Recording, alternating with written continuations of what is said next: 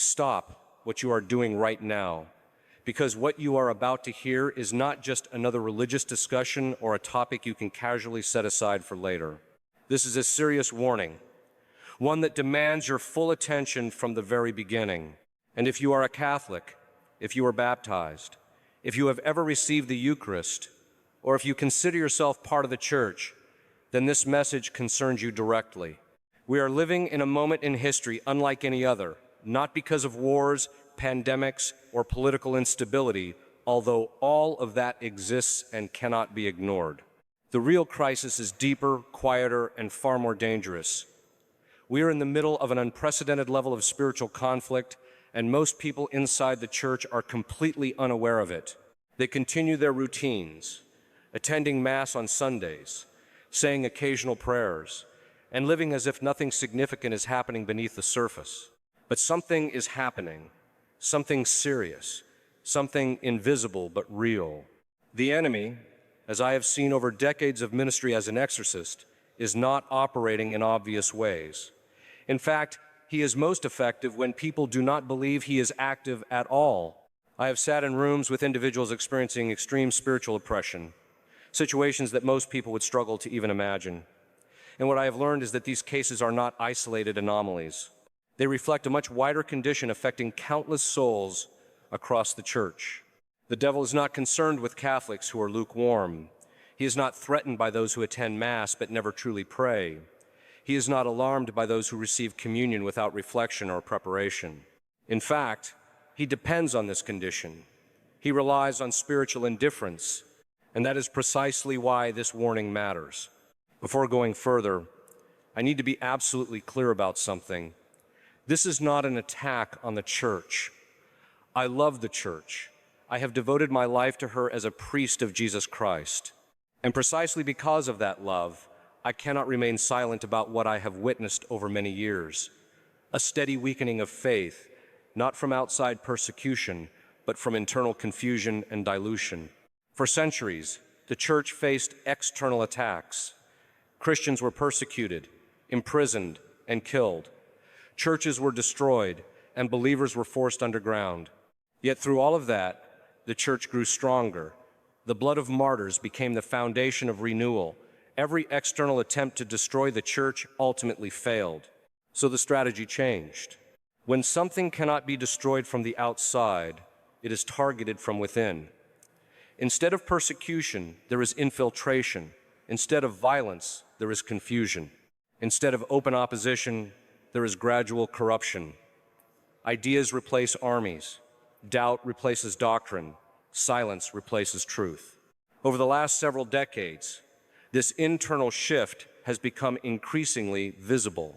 The faith, in many places, has been slowly weakened, reshaped into something that appears familiar on the surface, but lacks depth, conviction, and supernatural awareness beneath it. One of the clearest signs of this crisis can be seen in Catholic education. Many institutions still carry the outward appearance of Catholic identity. They display crucifixes, they bear religious names, and they charge significant tuition. But if you ask students basic questions about their faith, the answers often reveal something alarming.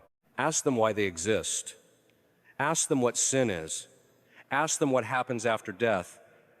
In many cases, there is silence or confusion. This is not because young people lack intelligence. It is because they were never properly formed. Somehow, entire generations have passed through Catholic institutions without being taught the core truths of the faith. As a result, many who identify as Catholic today hold beliefs that are shaped more by culture than by doctrine. They value kindness, self-expression, and personal feelings, but lack a clear understanding of sin, judgment, grace, or eternal consequence. They often believe God is simply a distant figure who accepts everyone without condition, regardless of how they live. And they did not learn this outside the Church. They learned it within it. This is the infiltration in action. And it is far more effective than open opposition ever was. Because the most dangerous strategy the enemy uses is not to make people reject the faith outright, but to make the faith itself feel unnecessary, to reduce it to something cultural, emotional, or symbolic, something that does not demand real conversion or sacrifice. Over time, this leads to a slow collapse of seriousness.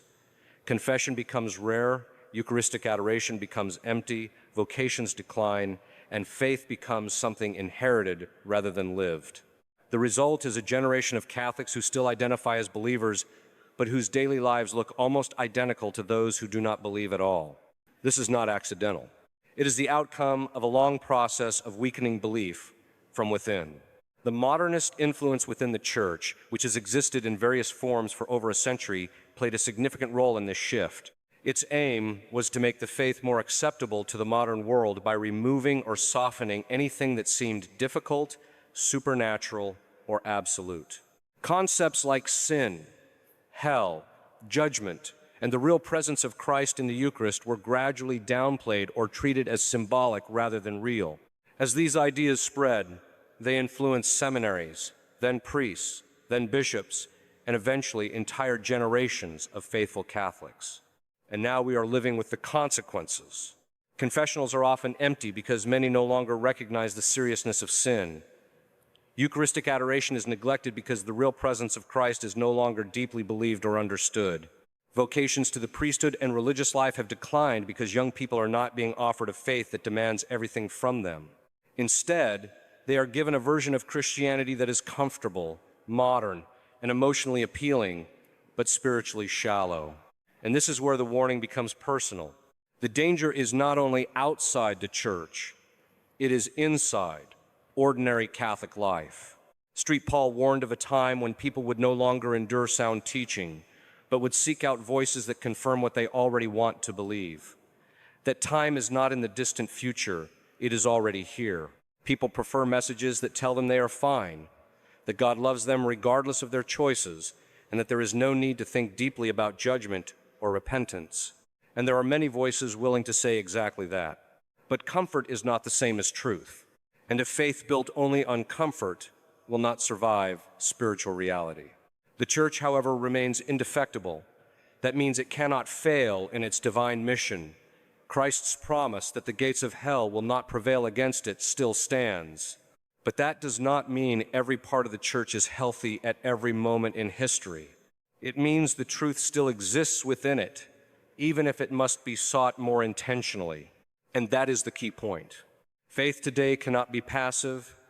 It cannot be absorbed by habit alone. It must be chosen, pursued, and defended. It requires effort, discernment, and sometimes sacrifice. It may mean traveling farther to find faithful guidance. It may mean seeking priests who still teach the fullness of the faith. It may mean relearning what was never properly taught, but the truth has not disappeared.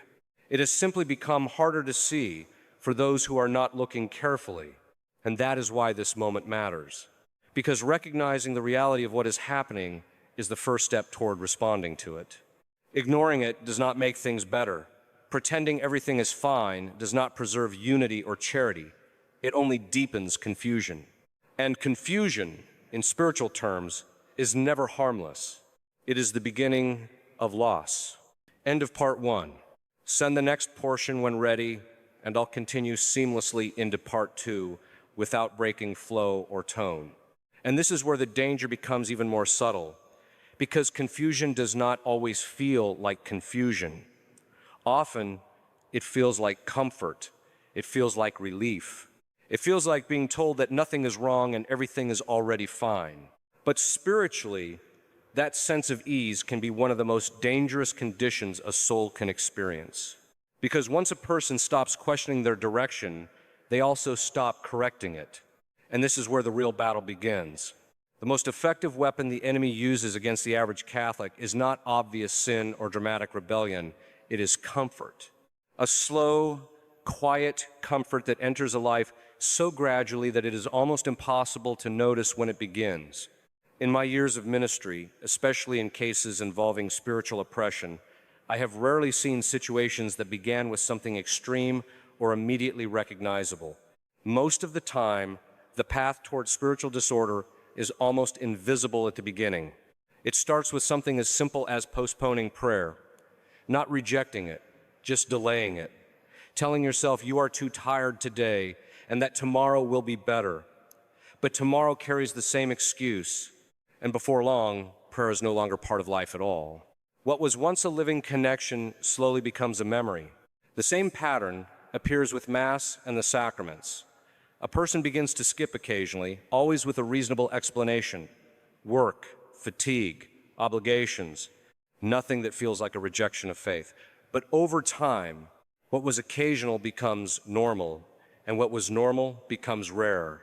And in that gradual shift, something very important is lost: spiritual strength. Because grace is not static. It is nourished or neglected. It deepens or weakens. And when it is not actively sustained, the soul does not remain still. It declines quietly. Then come the compromises that feel even less significant, the content you consume that you once would have avoided without hesitation, the conversations you no longer challenge because it feels easier to stay silent, the moral boundaries that slowly become flexible, not because of a decision, but because of repetition.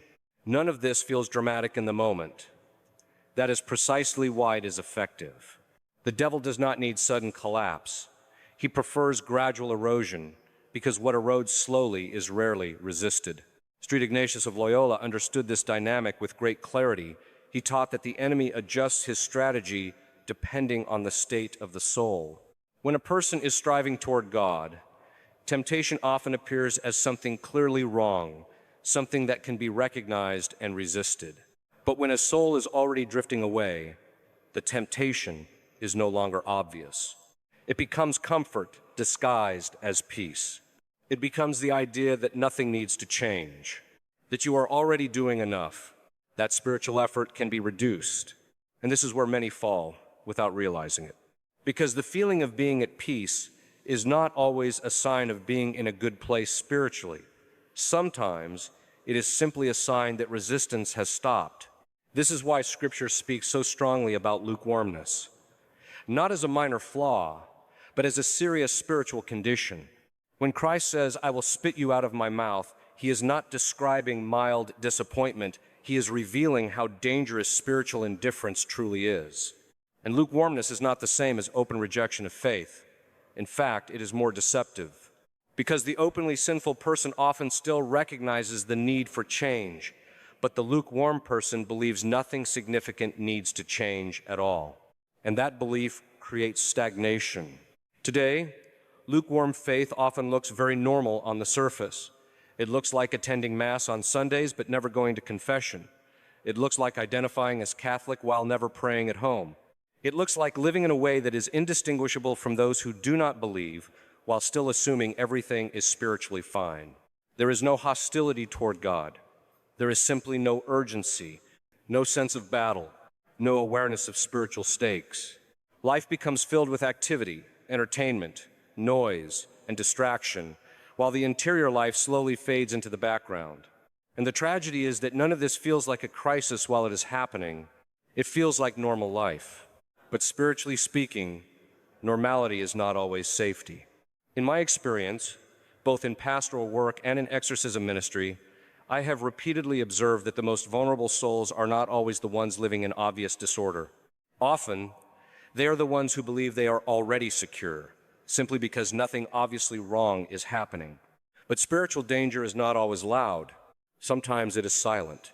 A slow weakening of prayer life, a gradual loss of interior discipline, a growing indifference towards sin, a quiet assumption that God's mercy removes the need for real conversion.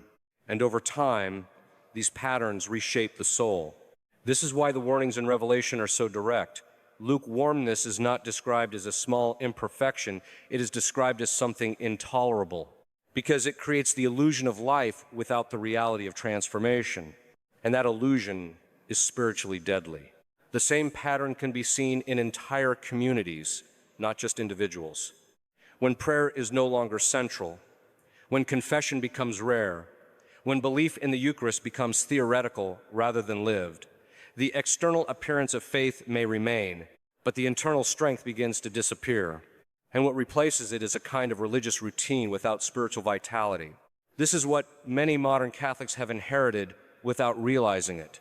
A structure of faith without the interior fire that once sustained it. And when faith becomes only structure, it becomes fragile. Because structure alone cannot withstand spiritual pressure. What sustains it is grace, lived belief, and active participation in the supernatural life of God. Without that, even religious identity becomes something superficial. And this is where the enemy finds opportunity, not through dramatic attacks, but through absence, the absence of prayer, the absence of awareness, the absence of spiritual seriousness. Over time, absence becomes habit, and habit becomes identity. A person no longer sees themselves as someone striving for holiness, but simply as someone who believes in God and occasionally practices religion. And that is exactly the condition where spiritual vulnerability increases without detection. This is why the Church has always emphasized vigilance, not fear, but awareness, not anxiety, but clarity, because a soul that is not awake to spiritual reality cannot properly respond to it. And spiritual reality is not symbolic. It is active. It influences thoughts, decisions, families, and entire cultures. To ignore it does not make it disappear. It only removes resistance to it. And once resistance is gone, direction becomes easier to influence. This is why the early signs matter so much. Not because they are dramatic, but because they are small. And what is small is often dismissed. But in the spiritual life, what is dismissed is often what grows unchecked. And that is where the real danger lies. Not in sudden collapse, but in unnoticed decline.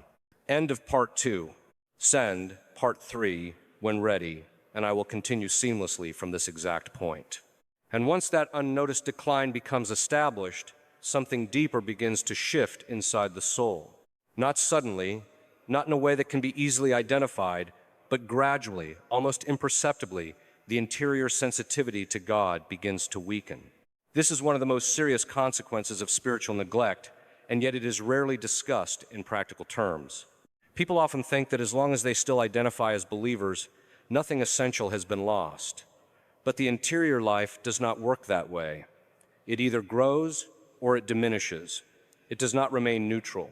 And when prayer fades, when the sacraments are approached without preparation, when conscience is no longer examined seriously, something important begins to dull. The ability to recognize spiritual reality clearly. At first, it is subtle. A person may still believe all the correct doctrines, still attend Mass, still identify as Catholic, but their interior reaction to sin becomes less sharp. What once felt clearly wrong begins to feel less serious. What once created immediate discomfort becomes easier to rationalize. And this is how spiritual blindness begins, not through denial of truth, but through gradual loss of sensitivity to it. In pastoral experience, this is one of the most common patterns among those who drift away from a living faith while still maintaining religious identity. They do not consciously reject God. They simply stop perceiving Him with clarity in their daily decisions.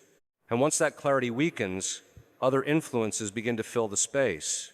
This is where external influences, culture, media, ideology, and environment become far more powerful than they would be in a spiritually attentive life.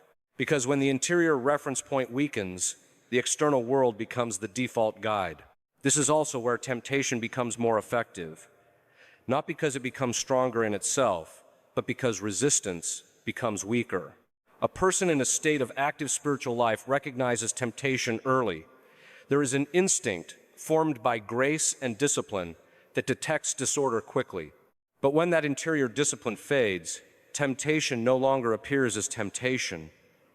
It appears as preference, as opinion, as harmless choice. And that is precisely how the spiritual danger deepens without triggering alarm. In the tradition of the Church, this state has always been understood as a kind of gradual desensitization of the conscience, not a loss of knowledge, but a loss of responsiveness. The person still knows what is right, but no longer reacts to it with urgency. And without urgency, action becomes rare. This is why the saints consistently emphasized vigilance over emotion. They understood that feelings alone are not reliable indicators of spiritual health. A person can feel calm while being far from God, and a person can feel discomfort while being spiritually awakened. The real measure is not emotional state, but alignment with truth lived consistently. And consistency is precisely what begins to weaken when comfort becomes the dominant goal of life. Because comfort, by its nature, avoids friction, and spiritual growth requires friction. It requires resistance against impulses, discipline in habits, and willingness to act even when it is inconvenient. When that resistance is removed, the spiritual structure begins to weaken. This is why the early church fathers spoke so strongly about ascetic practices, not as punishment, but as protection. They understood that a soul without discipline becomes increasingly vulnerable to distortion, not necessarily through obvious sin, but through subtle misdirection. Over time, a life centered entirely on ease and comfort becomes spiritually unstable, even if outwardly it appears orderly. And this instability often reveals itself in unexpected ways: restlessness, dissatisfaction, a sense of emptiness that cannot be explained by external circumstances. Many people today experience this without understanding its source. They attempt to solve it through increased activity, entertainment, or distraction, but these only mask the underlying issue rather than addressing it.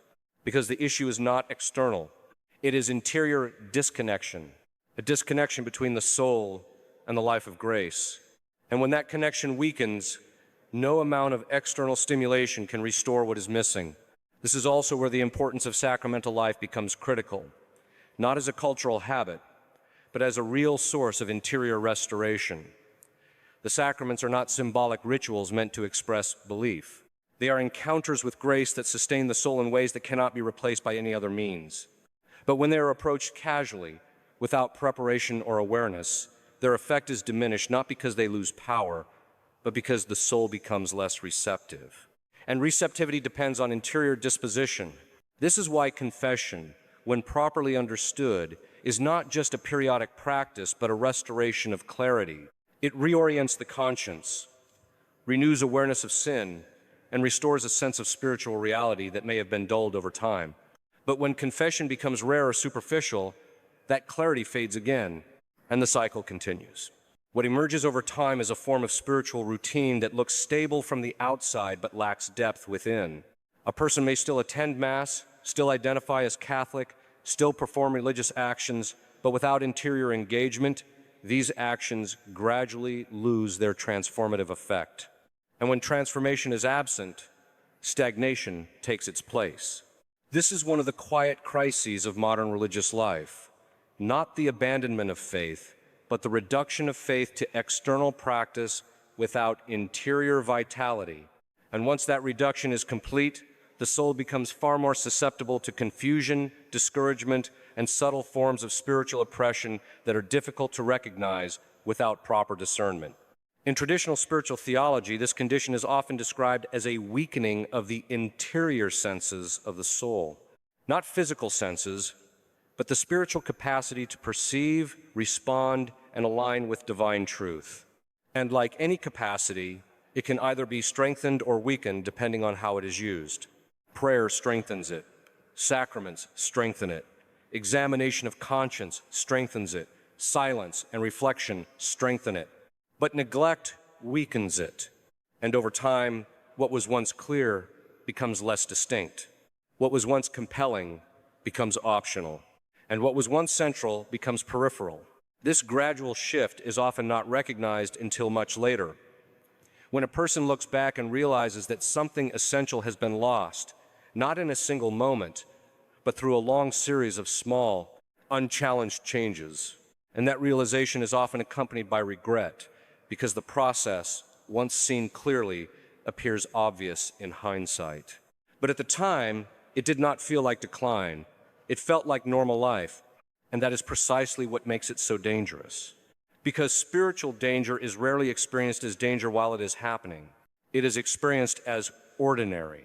End of part 3. Send part 4 when ready, and I'll continue seamlessly from here. And this is where the spiritual danger becomes even more serious, because what begins as unnoticed decline eventually starts shaping not only individual habits, but the entire way a person interprets reality. When the interior senses weaken, judgment becomes less reliable, not in obvious decisions, but in the subtle evaluations that guide daily life. What once felt spiritually weighty begins to feel optional. What once required discernment begins to feel automatic. And over time, a person can find themselves making choices without any real reference to God at all, even while still identifying as religious. This is one of the most deceptive stages of spiritual life, because externally nothing dramatic has changed.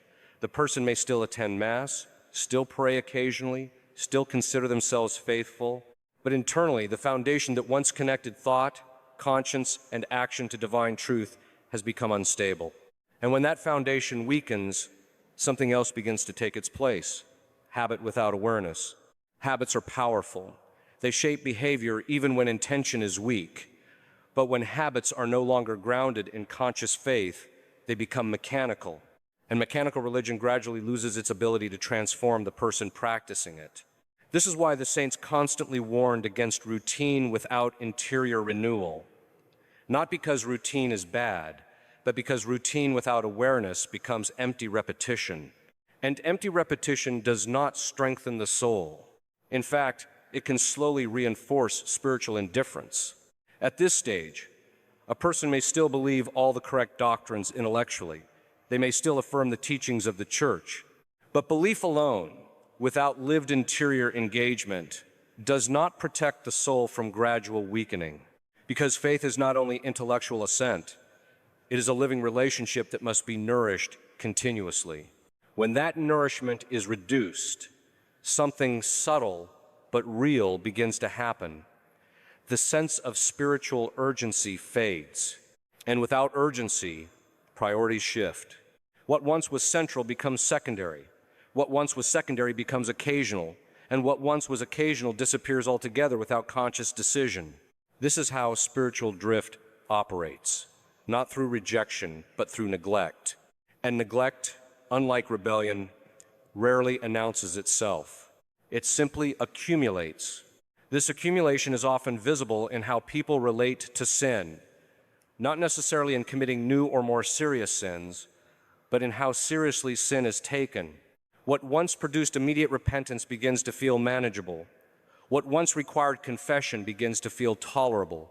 And what once disrupted the conscience begins to be rationalized.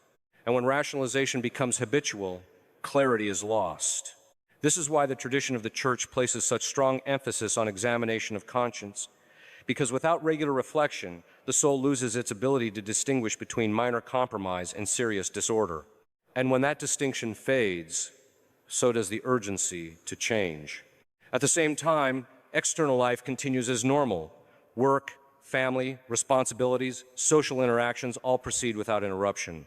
And this normality creates the illusion that everything is spiritually stable. But stability in external life does not necessarily reflect stability in interior life. In fact, in many cases, it can mask interior decline. This is where the danger becomes most deceptive, because there are no obvious warning signs. There is no crisis moment, no dramatic fall, no sudden rupture. Instead, there is continuity, and continuity often feels like safety, even when it is not. This is also where many people become resistant to correction, because when everything appears normal externally, any suggestion of spiritual urgency feels unnecessary or exaggerated. And this resistance itself becomes part of the problem, because the refusal to recognize gradual decline prevents the necessary adjustments that could reverse it. In spiritual theology, this is often described as a kind of interior inertia. The soul continues moving in the direction it has already been shaped toward, unless something interrupts that trajectory. And interruption usually comes through grace, crisis, or deliberate awakening. Without any of those, movement continues quietly in the same direction. This is why the Church has always emphasized not only belief, but vigilance, because vigilance is what keeps the soul aware of direction, not just position. And direction matters more than appearance. A person can appear stable while moving slowly away from spiritual life, and another person can appear imperfect while actively moving toward transformation. What matters is not momentary condition, but trajectory. And trajectory is shaped by daily choices that often seem insignificant in isolation. This is also where the influence of modern culture becomes especially relevant, because a culture that constantly prioritizes distraction, comfort, and instant stimulation naturally reinforces the conditions that weaken interior awareness. A life filled with constant noise leaves little room for reflection, and without reflection, self-awareness declines, and without self-awareness, correction becomes unlikely. This is why silence has always been considered essential in spiritual tradition, not as absence, but as space for truth to emerge. Without silence, the interior voice becomes harder to hear, and when that voice is no longer heard clearly, external voices begin to dominate perception. At that point, guidance comes more from environment than from conscience, and that shift is rarely recognized while it is happening.